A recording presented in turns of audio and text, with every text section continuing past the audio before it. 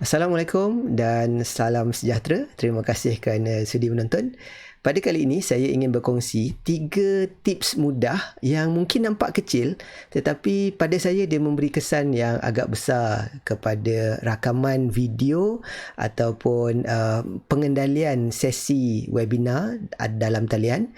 Apabila kita, terutama sekali apabila kita bercakap dengan setting seperti ini atau yang biasa dikenali sebagai the talking head, kepala yang bercakap.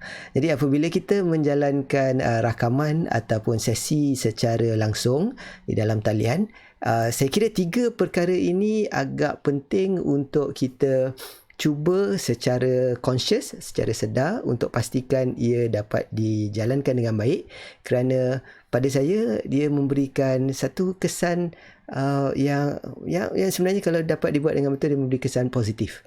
Yang pertama sekali, kita terus pergi kepada 3 tips itu. Yang pertama sekali ialah eye contact. Nah, eye contact kalau kita bercakap tentang komunikasi dan sebagainya, dia memang sangat penting. Dan apabila kita menjalankan latihan dalam talian, sebenarnya ini juga adalah sukar untuk kita buat, sebab biasanya apa yang berlaku ialah kita akan, secara naluri kita, manusia mahu melihat wajah. Jadi kalau tak ada wajah orang lain, dia nak tengok wajah dia sendirilah. Jadi kita bila bercakap, kita cenderung untuk melihat wajah kita di skrin. Jadi kalau kita tengok, kalau saya pandang wajah saya tak ada eye contact dengan penonton. Tidak seperti saya bercakap dengan webcam, saya dapat eye contact. Dan sebenarnya eye contact ni dia membantu dari segi emosi untuk dapatkan rapport. Dia memberikan satu hubungan antara yang bercakap dengan yang menonton. Jadi eye contact sangat penting. Dan bagi tujuan ini, kalau boleh, kita pertama sekali kita boleh settingkan kamera kita, webcam kita tu pada eye level kita. Eye level kita maksudnya bila kita set, kita rakam video tu, kita pastikan bila kita tengok depan, kita dapat eye contact dengan lens webcam itu. Dan setengah webcam dia ada permukaan yang reflektif. Maksudnya kita boleh nampak balik sedikit bayangan kita atau sebahagian daripada wajah kita pada kawasan di sekeliling lens webcam itu. Jadi itu juga membantu sebenarnya apabila kita melihat dan kita melihat terus secara langsung kepada lensa itu, kita sebenarnya dapat membuat eye contact dengan penonton kita walaupun penonton kita tu tak ada depan mata kita. Jadi ini adalah satu tips yang boleh kita lakukan. Sekiranya, maksudnya macam saya ni, saya gunakan external webcam, jadi saya boleh settingkan ketinggian dia dan sebagainya. Saya ada buku-buku, saya tindihkan buku-buku dan saya letak tripod kecil tu supaya webcam itu berada betul-betul di eye level saya. Jadi sekiranya kita tidak menggunakan external webcam dan kita menggunakan webcam yang di laptop kita ni contohnya, dia memang ada di hadapan kita, tapi apa yang berlaku ialah dia sedikit rendah, mungkin dalam 2-3 inci rendah daripada eye level kita. Jadi apa yang akan berlaku ialah kita akan kelihatan seperti dia, kalau kita letak laptop kita di atas meja dan kita akan seperti memandang ke bawah.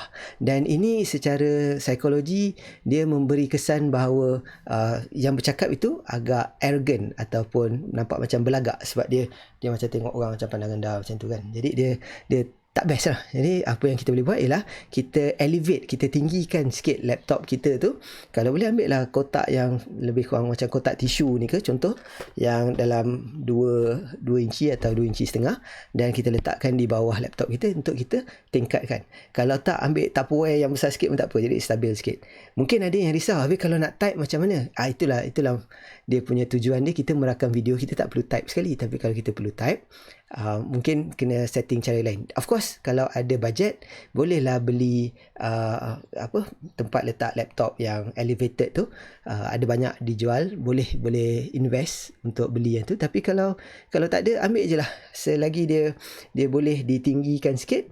Jadi kita boleh bercakap dengan eye level. Dan eye level ni sebenarnya dia kecil tapi besar kesan dia. Penonton akan rasa selesa sebab kita dapat build rapport yang baik melalui kita bercakap dengan mata kita, anak mata kita tu melihat terus kepada penonton kita.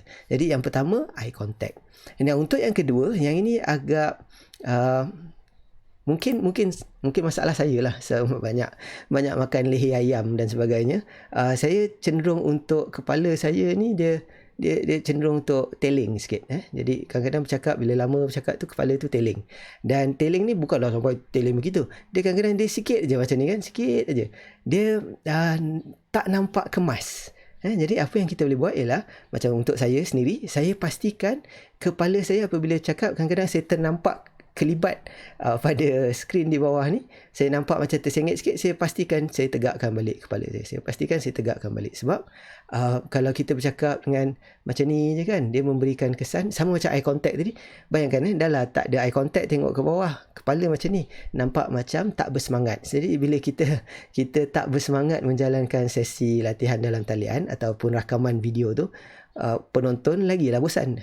Jadi kita pastikan kita nampak eye level, eye contact, dan kepala kita tidak terlalu terteling dan sebagainya. Jadi itu pun mainkan peranan yang penting. Kecil tapi besar pada saya kesannya. Jadi itu tips yang kedua.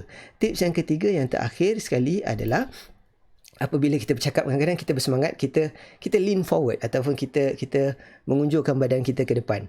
Dan kadang-kadang saya nampak banyak trainer yang mana dia buat sesi dia gunakan webcam yang ada di depan pada laptop dia, dan apabila dia nak melihat sesuatu dekat skrin tu, dia akan lean forward dan rapatkan kepala dia ke kawasan webcam tu. Jadi apa yang berlaku dekat sini sebenarnya, mungkin anda akan dapat lihat, apabila saya lean forward dan kepala saya je pergi ke depan, apa yang berlaku ialah kepala saya nampak besar.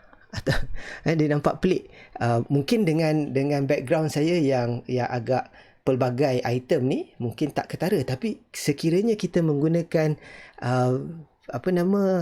background yang visual background, yang kita dalam Zoom tu kan, kita virtual background, tak terkeluar pula perkataannya. Kalau kita gunakan virtual background tu sebagai contoh dalam aplikasi Zoom dan sebagainya, apabila kita lean forward dan kita lean forward tu kepala je kita pergi, apa yang akan berlaku ialah bahu kita nampak kecil. Jadi dia nampak macam pelik, dia macam alien, nampak besar kepala, bukan besar kepala tu nampak besar. Jadi itu pun tak berapa kemas, tak berapa cantik. Jadi sekiranya kita perlu lean forward, apa yang kita boleh buat ialah kita lean forward sekali dengan torso pula, dengan chest kita. Kita lean forward dengan bahu kita. Maksudnya kita lean forward begitu. Jadi size bahu, proportion bahu dengan kepala tu, dia masih lagi konsisten. Tapi kalau kita lean forward kepala je macam tu, dia jadi macam nampak kecil. So tengok bila kita duduk dengan baik dan kita lean forward dengan bahu, dia nampak proportion ataupun nisbah dia tu nampak betul. Tapi kalau kita lean forward kepala je ke depan, dia jadi masalah. Sebab tu saya berlatih secara conscious untuk pastikan eye contact, kepala tak teling, dan apabila saya lean forward, saya bukan lean dengan kepala, saya lean sekali dengan badan-badan sekali. Macam tu. Sebab saya jenis duduk bergerak-gerak lah. Kalau orang lain dia boleh tegak je bercakap macam perutusan hari raya, dan mungkin juga macam setengah ahli politik tu dia boleh berdiri tegak. Baguslah, itu yang terbaik, kita jaga posture kita. Tapi kalau kita selama ni tak kisah sangat tentang posture, lepas tu tiba-tiba nak kena jalankan latihan secara dalam talian dan kita kekok, masih lagi kekok, saya kira 3 perkara ni bolehlah dijadikan panduan untuk kita buat secara sedar, secara conscious. 3 perkara tadi. Yang pertama, eye contact dengan webcam. Yang seterusnya, dengan kepala ni jangan terlalu teling. Okay. Dan apabila kita lean forward, bergerak ke depan untuk melihat apa dalam skrin, ataupun untuk kita beri sedikit macam nak bagi impact sikit ke depan sikit, jangan lean kepala saja, bergeraklah dengan shoulder sekali, dengan chest dan shoulder ni bergerak sekali. Dan jadi itu antara yang saya kira 3 tips yang kecil tapi boleh memberikan kesan kepada penonton kita. Dan sekiranya anda dapati bahawa yelah, betul lah, bila buat video conference dan sebagainya, kadang-kadang kita tengok orang tu mendongak macam ni ke atau menunduk sini macam tak best.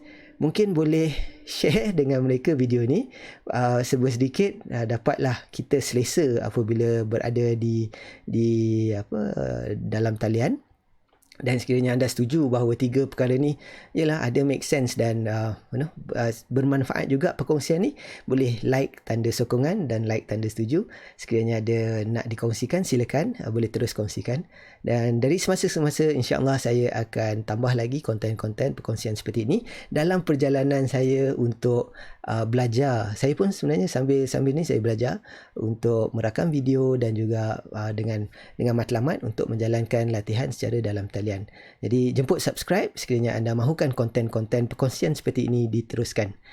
Sekali lagi terima kasih kerana sudi menonton. Assalamualaikum warahmatullahi wabarakatuh. Stay safe.